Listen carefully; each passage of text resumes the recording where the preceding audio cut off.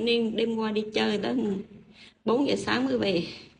Kết quả là bị thọt một chân, thương tích đầy mình. Tội đi giành gái ở đây.